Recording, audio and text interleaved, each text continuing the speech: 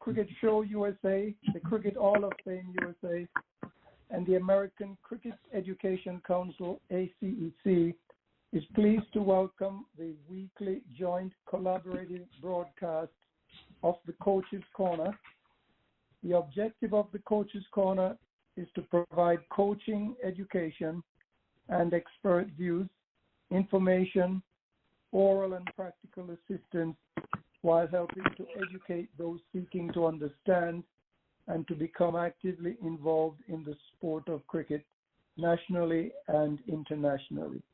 The segment of the Coach's Corner will run from 6:15 p.m. to 7 p.m. Eastern time zone and will feature Jatin Patel, Cricket Hall of Famer and multi-sport coach, administrator, and director of the Cricket Hall of Fame.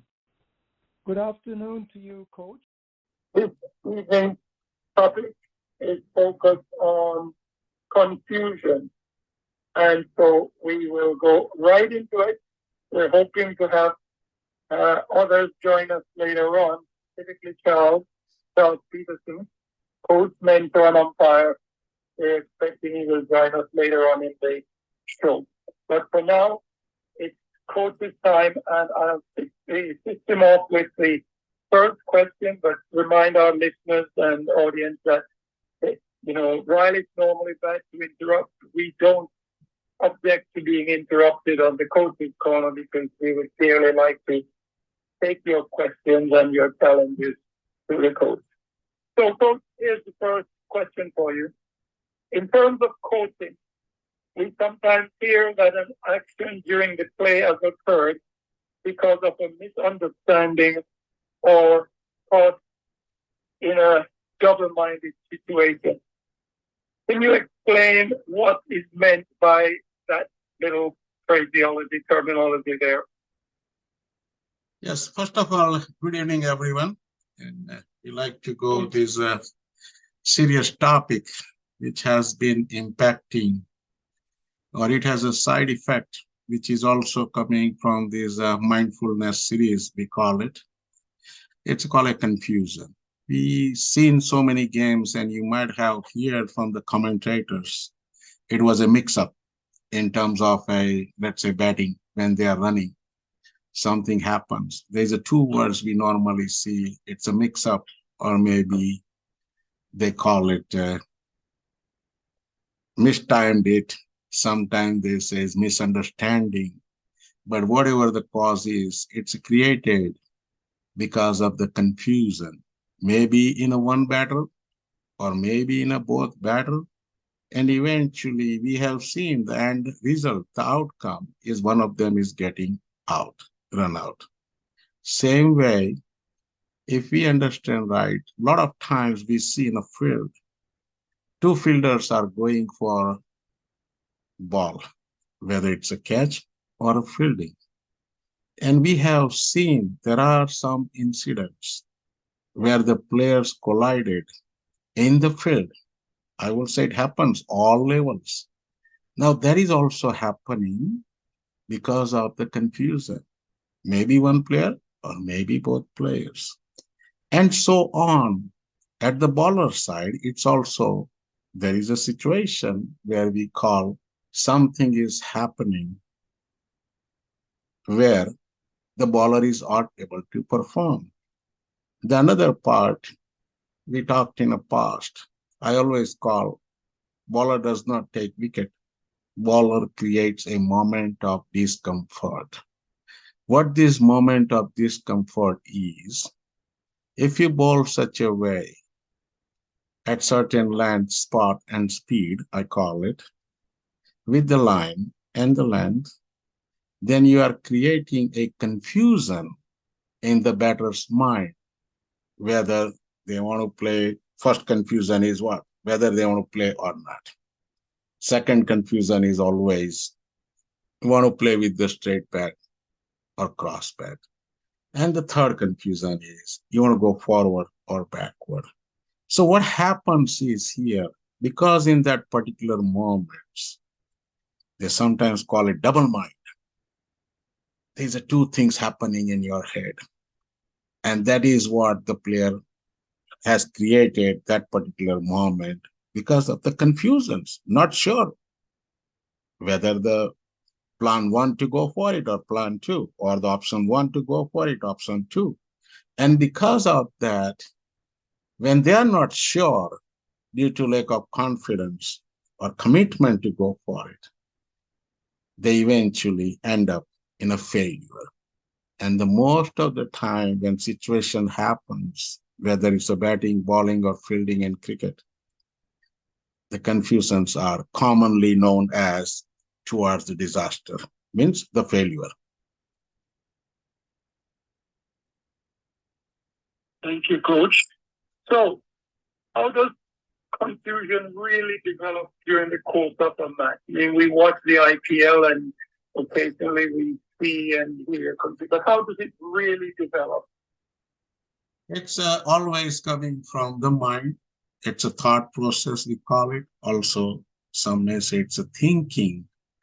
And based on the situation, based on the things you know, and you assess the surrounding and situation at that particular moment, they all sum up with some sort of strategy how to deal with it.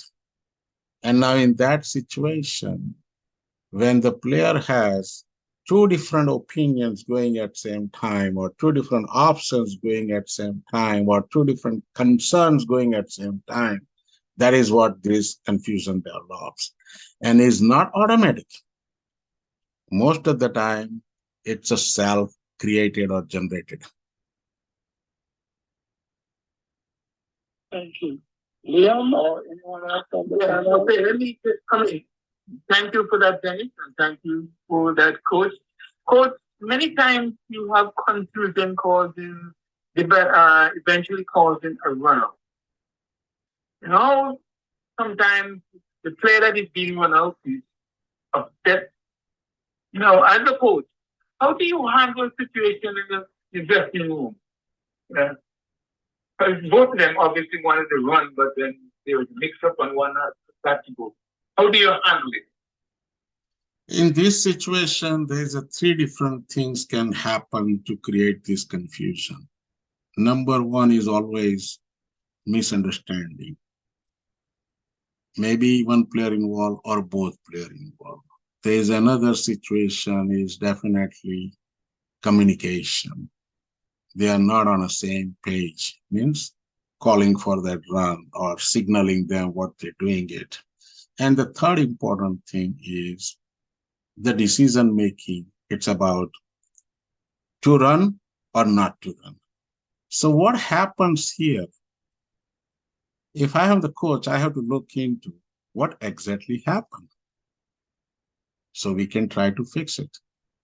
The things just happen, you will not be able to fix it. But definitely you can improve in a future to make sure the repetition of the same confusion doesn't happen. And at the same time, if we really know what was the cause of this confusion, we can try to help the player how to improve from that. Again, if you sum up all these things, it will end up with the mindfulness where you have to assess the situation, analyze the situation, look for the options you have to do next in action, and those sort of things all coming from the mindfulness. And because of that, everything can be sorted out or can be prevented or can be done better. But unfortunately, there is another factor of uncertainty, which is coming from nowhere. Let's say you did everything okay, you decided to go for it. For example, I can tell you, you're trying to take a quick single and you put the ball between the two players and you feel like you can make it, but unfortunately, fielder got much quicker than you think. Let's say he picked up the ball quickly and in the same action, he throws and hits the stumps. Now, that is the part you cannot control. You did your way best. What you expected or anticipated out of this situation is okay. But all of a sudden, there is an outstanding quick performance accurately delivered. And in this situation, it doesn't matter how good we are or how much we have thought about it or how much we are confident to do certain things. Your sort of commitment, you did not make the ground much quicker than the ball come to the stumps. So these things can happen. And again, to looking at the question, I'm a coach, I will look into where the problem was. It's not about whose fault here or who did not respond or who did not call. The first thing first is all about find the cause, where it started and what happened. We know what happened, but why it's happened, it's more important. And once you know, then you can work around. If it is a communication, yes, we can push these players in next practices or before next game to be vocal or make some signals to make sure that they improve the communication between them so their running between the wickets can be improved without losing either partner. That's one thing. Same thing with this anticipation, and we call it a calling for run. Yes, both need to read the game, both need to analyze the situation, both need to understand the living moment before they go for it. So it's a normal process is very simple. Find out what happened, why it's happened, and where it started. And then you go back and start fixing these things to avoid the future mistakes. Getting to the follow-up, if about the school, you prepare a team board and visualize it. We have players that they run off, they have misunderstanding of what has to be happening? Do you do this before if your team takes the field or you do it in the dressing room? I love it. Will you ask someone to go Niagara Falls and dive into to see if they can survive? We don't practice that. No. We have to learn from somebody. Hey, this is 1400 feet deep fall. In the past, everyone tried, no one survives. Let's take it this way. So what the coaches do in this situation, especially on confusion, we don't train them. It so usually comes from the practices. They need to experience this situation. But the one thing we can do for sure is give them the enough knowledge about what are the actions are better to take it or what you're supposed to do, that kind of thing. And when you do that, let the players practice. So in other way, there is no way to say, do a practice or do the performance to fail. We don't do it. I can give you another example. We all went to the schools and college. We never prepared to fail. The failure will comes by itself. If we are underprepared, if we are not prepared, or if you did not do well, failure comes by itself. No need to practice or train for that. But what we all work for is we work hard to pass. And some of us is not about just passing. Some wants to get the good grade, so they go extra mile or extra effort to make sure they succeed with the better outcome. And that is what exactly is. So in a shortest way, I will say, if I am coaching, I prefer in the practices and scrimmage game, my players use the communication, proper understanding. If the pair is batting together, make sure I have lot of mutual agreement and communications is going, whether it's a signal wise or some eye contact or just call. And at the same time, make sure that both players are in the game and they are looking at each other, and make sure whenever they go for the run, are they both are on the same page. You don't want to have one player says, hey, I'm going for it, and others say, no, no, no, no, I don't think there's a run out there, right? So that's the things can happen. Number two, you have to, which is more common widely for over years, nothing has been changed. Basics in crickets are very simple. Whoever is going at the danger end, the risky end, is the one makes the call. And if that one player makes a call, means runner has to take off. Don't think too much about it, because life is simple. The person who is calling for it, who is going at the danger end, has to take all risk. All you have to do is go at the full speed, go with the full confidence and commitment to make sure you don't found blank-sided. Thank you, Denise. Thank you. I think I hear Dr. saying there is that there is some kind of a relationship between commitment and communication and the lack of understanding in the confusion process. I hope I've worded that clearly enough. That is correct. Communication is the key. Let's say, I'll give you an example very soon, which is highly applied, or we can see day by day, every game it's happening in T20 world. The commitment is the another part, followed by the communication. Even you have communication and there is no commitment from one player or both, then things not going to happen. I'm talking, let's say, running between the wickets. We have seen so many incidents that towards the end of the inning, the later stage we call it, or we might say like midway or middle of the inning, when the batting team has a loss, let's say 4 or 5 wickets, they already lost some good batters already, and now very limited batters left. The run rate is going high, and all of a sudden we need those boundaries, 4s and 6s. So what we usually see is that the person who is a lower order, and it's always go with the team plan in this situation, the person who can hit 6s is the one we prefer to give more strikes. Now, in order to do that, if the lower order batsman also score the boundaries, then we'll not be able to change the striking end, let's say, right? So what happens is the communication is the key part, where these players on the pitch usually decides who will get the maximum strikes, and to rotate the strikes, what this lower order batsman has to do. So in other words, if the situation comes, the lower order batsman has to give up or may have to sacrifice the run out to make sure the striker, the good batter, stays on the pitch, right?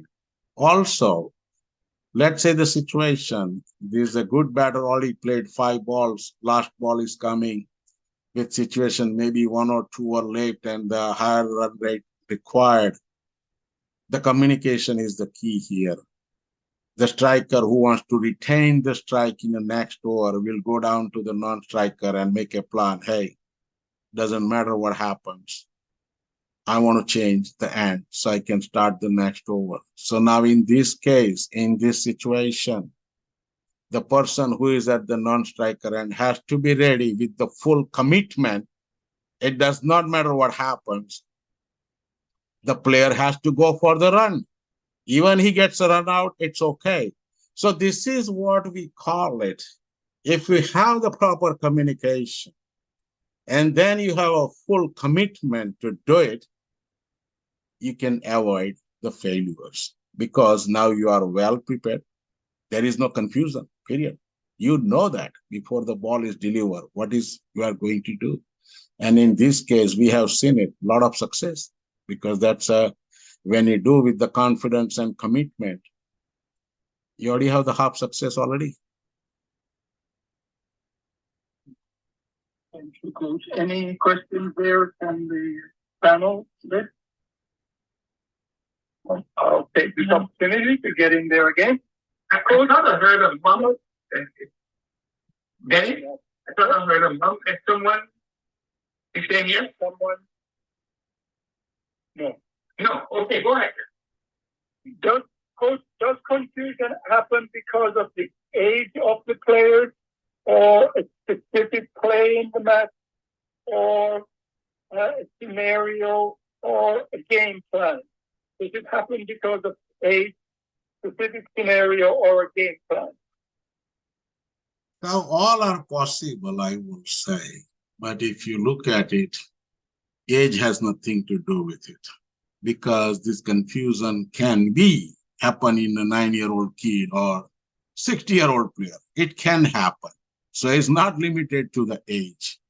But the mature the age, senior the age, with a lot of experience and expertise, we call it, they have a less confusion than the young player who is inexperienced. Let's take it this way. So age has a little bit advantage there, because when the age is catching up, means you're going to have more experience and expertise than the young player. Means we have to rely on that you will create less confusion than the new or inexperienced player does. The game situation is definitely doesn't matter about the age and player. It will happen at any stage. And then we're looking at the game and match situation, which is another factor, because team is under pressure, run rate is going high, or you are very close to the situation where whether you are bowling or batting, the situation is like you have 2 hours left and you have 100% chance to be on the winning side.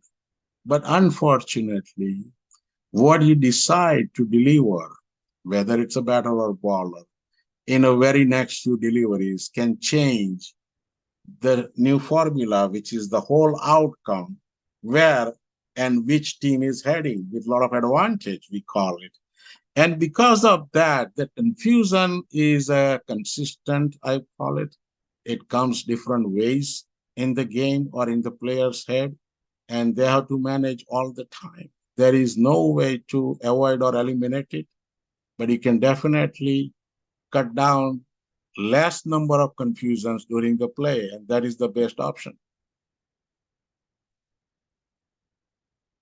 Thank you, Coach. Do you have a question, Leon? Yeah, I was gonna come in here, but you know that I am on a different wavelength, and I just wanted to point something out to Jatin. Jatin, have you ever come across two players? They are competing for a certain position, and one of the players deliberately called for a run and then stood his ground, and he was run out. Now, have you ever come across a situation like that, and how would you handle it as a coach? The situation, it can happen when you don't have the team bonding. This thing only can happen when you have two things. One is the team cohesion part is missing. Means each and every player is not bonded as a team, and everyone is not willing to play for the team. That is the first cause. The second cause is we call it the internal jealousy, or maybe the situation. Nowadays it happens because one guy is making more money and the other guy, one guy is getting more chances than the other person. Sometimes this player feels like I'm not getting enough opportunities and chances to play. And in this situation, this sort of things can happen. I will not say that did not happen, but it's unfortunate. In this case, I will say it's a more of goes towards the practice sides and toward the coaches sides, because the team sports is all about team. It's not about the individual performance. Yes, individual performance always appreciated, as long as their performance can push the team into a position of winning side. But if you are pushing the same team with the one or two wrong decision or confusion created, and if the team loses, think about it. When the team lose, you lose. And that can happen. I will not say does not happen. It will happen. But at the same time, to me, we've been coming from that test and longer version of game to now today's world heading towards the T10. I will say it doesn't matter which team you play, what number you go for batting or bowling. Whatever the roles and responsibility you may have in the team has nothing to do with it. All you have to do is do your best you can and make sure your contribution goes towards the team's outcome. That is more important than anything else. Going back to the Leon's question, what happens? Somebody intentionally do it. Believe it or not, this is not the test you get anymore. You might do one time and you get criticized. Maybe you can have a chance another time for a second time, but after that, this is the fast-paced game going on.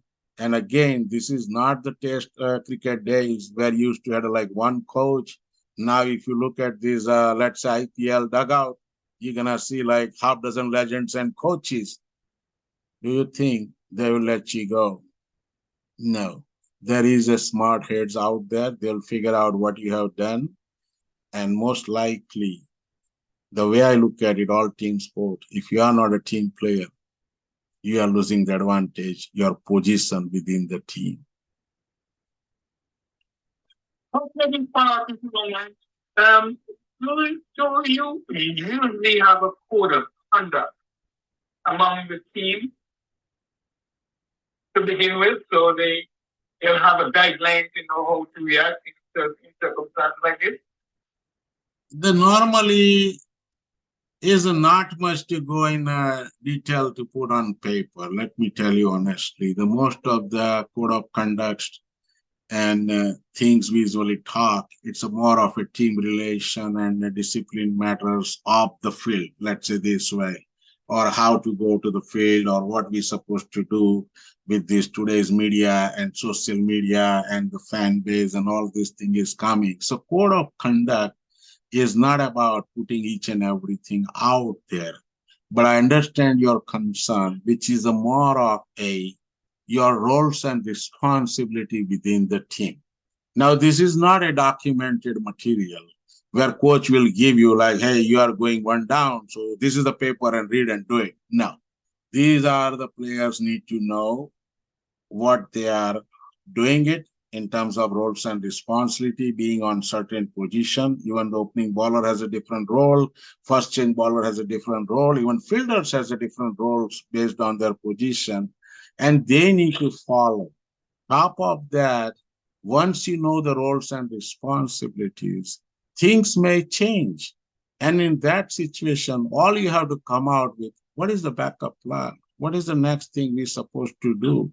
And if the player follows the team plan, even based on the team situation during the conditions in the game, I would say that is the better choice to go for it.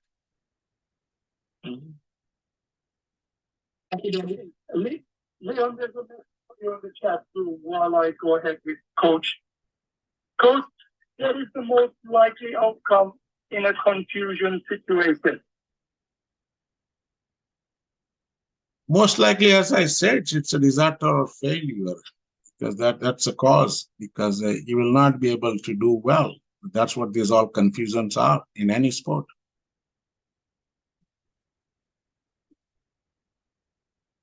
So, can confusion be avoided in a game situation, or is it just a pipe dream? It is. Confusion can be avoided, and I can repeat. Stick with the plan. Communication is the key. And definitely, after the commitment and you understand the plan, you need to consider your roles and responsibility in the game. And once you know, it's all about mindfulness. You must have the commitment to execute the plan or perform according to the things you know. And that is only way you can avoid those confusions. So you mentioned mindfulness. Is there a connection then between mindfulness and confusion? Yes, always, because mindfulness is all about the present situation, and then you carrying tons of information in your head. I call it in a mind, and mind is the one make decision based on the information it has, based on the things happening right now, and at the same time, it mix it up with the outcome from the past experience. We call it's a bugging your head for something which did not work in the past. And these all things can happen right away.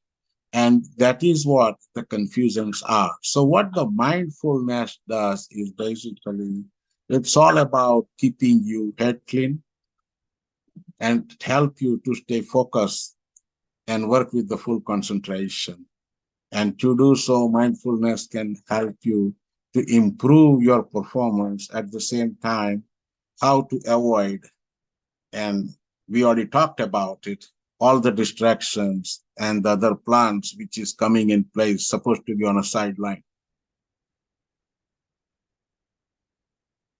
Leon, any questions from our panel? No, now that we're being joined by Virgil, I have one. Bridget, do you? No, I just come in, so I don't really have no question yet. No. All right. How about you? You have one? Ghana?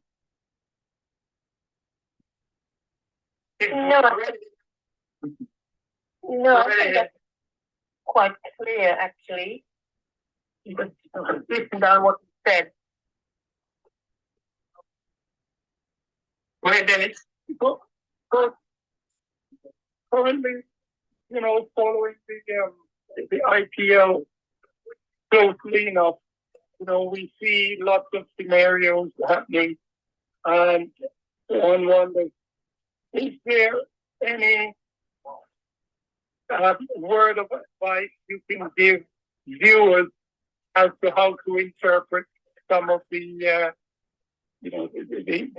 body language with regard to confusion going on out there at the professional level?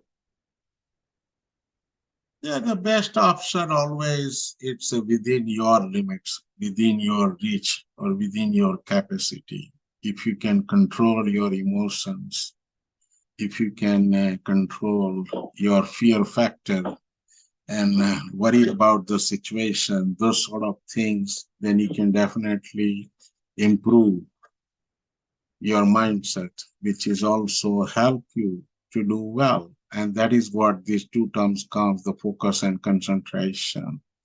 And because of that, we carried this 4-episode long series where you always talk about the distraction, confusion, and decision making, because all of these things is part of it. And the good players are the one who can overcome with any challenges or difficulties. The good thing about it, if he really wants to learn this trade to do better, is learning from the pro like Dhoni and a couple of other guys. The first thing, most important, is the calmness. Calm down, think about it. And once you decide something, stick with it. Go with the full commitment and confidence. That is the key. If you bringing those distractions and worries and fears and all these thought processes coming in your head, then you are cooking confusions. So in the most simplest way, I would say is, without thinking too much, come out to the one simple commitment you really want to execute or to do in action. Stick with it and then just go with the confidence, and that can save your failures. So, Coach, over the last 4 weeks, we've had, in this series, we've discussed, it's mindfulness and decision making and error. What, if we can just go back to one of the previous weeks, impact of decision making. Can you give us a little bit more or reminders about the impact of decision making? The most important thing is what I have seen over the years, and it's the truth, the reality. Amen. The cricket is all about self-decision making process. Means when the player is in the field, he is in a full control of his own action, period, whether it's a bowler, fielder, or a batter. So in this situation, we touch these 4 critical components of decision making, let's say, and then we reviewed on the distractions, means what are the causes are, then we drag into these confusions. But overall, our goal is to improve the knowledge so we can avoid or eliminate this confusion and failures. That is the bottom line, because it's all happening within your body and within your mind. It's all about thought process and how to keep that one calm and under your control is the key. T20 is the fast-paced game. There's a lot of things happening. Sometimes the players are rushing to get it done, certain things much quicker than without waiting patient. because they don't have that patient needed. They think like we can go. Yes, there is a definitely drawback, but before I say the drawback, I can say that this particular process about decision-making, distraction, confusion, if you think about it, this is the normal routine. It's happening at every ball. Maybe it's a different way, different type of situation, but it has impact and effect both. And in some cases, I can tell you when we say stay calm, cool down, be patient, and then you run out with the option. Have you seen that very recently game Chennai Super King lost after 20 overs? It was, I think, single digit loss, and Mahendra Singh Dhoni was sitting in a dugout. Now, how sad it is that this legend did not get the opportunity because team had a different plan. Let's move slowly. Let's go towards the end. And when time comes, oh, we have the full capacity to do it. So that's like there was a self-confidence, but the self-confidence turned into the overconfidence. And then situation does not happen where the MS Dhoni can come into the bat. And that's unfortunate that you losing the game without entertaining the full options or putting your full capacity into the game. And it does happen. So that is like some point it can go other side. We have seen this confusion, like let's say team lost 2 or 3 quick wickets and all of a sudden coach and team thinks like, let's put somebody from the lower order as an all-rounder, as a pinch hitter. Guess what? Sometimes game can change. This person can go under the pressure. Team is in different situation, and all of a sudden, if he connects like 4 or 5 sixes in a couple of overs, things can change. So there's a confusion is always good and bad, but the most of the time we prefer to avoid the failures. I've been joined by Audrey. Welcome, Audrey. We're discussing decisions and confusion in matches. We wonder as you've recently joined us, whether or not you may have any questions that you would like to address to Coach Jatin. Well, first of all, good evening to all the panelists, the listeners. No, but some, at times, you, especially as a captain, you make some decisions which at the moment, seem to be the right thing to do.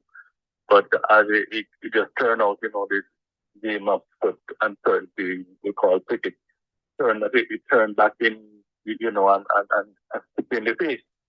So I heard Jatin talk about his instantly with Dhoni sitting in the lockout, Mr. Finisher himself, and could do absolutely nothing about what was going on out there because he was still in dugout waiting to go. So things like that will happen sometimes, and yes, sometimes it just happens to be a decision that you might have made that you have to live and die with. Sometimes it works out beautifully, and sometimes it's just a thin line between success and failure. But as I said before, you just have to live and die with that decision that you make at the time. Confusions are not limited to the players and game itself. I can give you one very good example where everyone should have a smile very soon. Off the field confusion. Rakim Cornwell, how about that in West Indies, right? Yes. Every time, if he is not picked up in the team, there's a confusion. People think like, why is dropped? He can do better, right?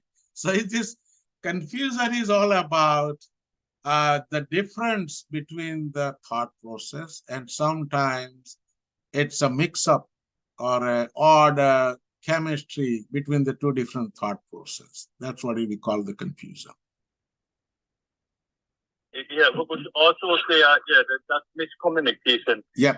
Whether the thing is now to ponder is whether it's something that's deliberate or sometimes it's just a change of mind, just a change, because if you should go to the extent telling the person that you're in the team, and then a moment later, or whether day or what later, whatever the team they release, you are not in the team.